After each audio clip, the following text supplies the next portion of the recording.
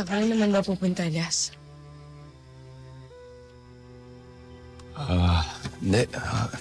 Naayos ko lang yung motor ko.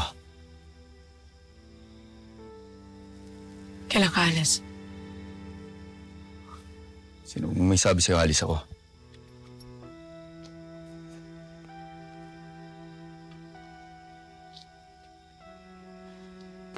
Elias.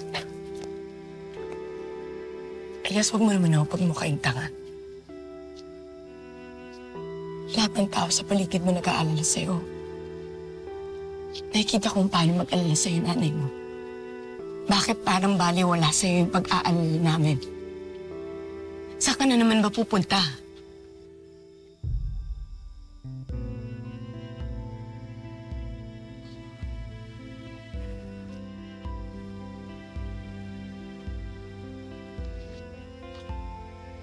Ano? Manay.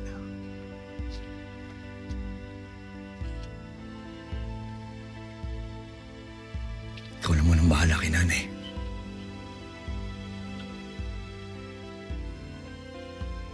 Sa ngayon, may mga bagay na hindi ko pa kayang ipaliwanag sa'yo. Pero para na rin to sa kaligtasan mo, Panay.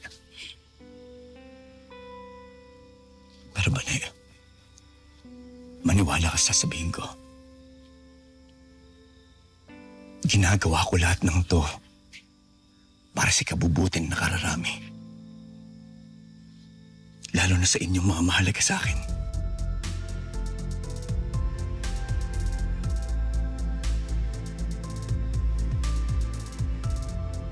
Elias, kung mahalaga sa'yo ang isang tao,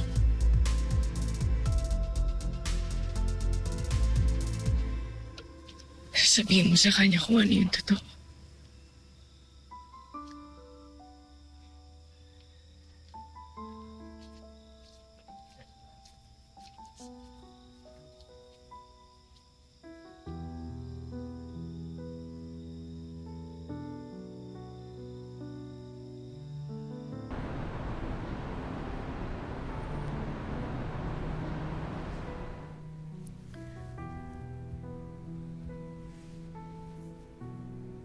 Para saan to?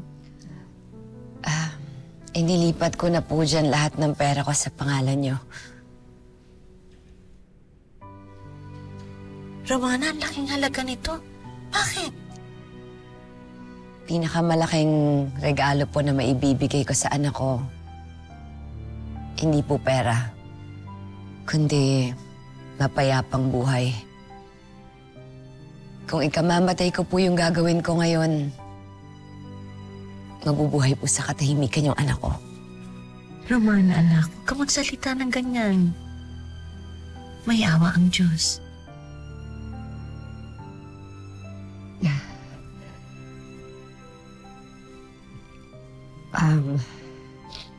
Aling Alma, pakipabasa po to kay Bonjoy kapag malaki na siya.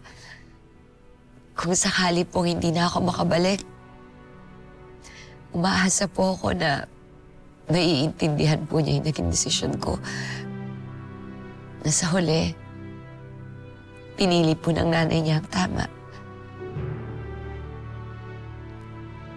Hindi ka pababayaan ni Elias. Salamat din sa desisyon mong samahan ng anak ko. Sa'yo din, Sir Floyd.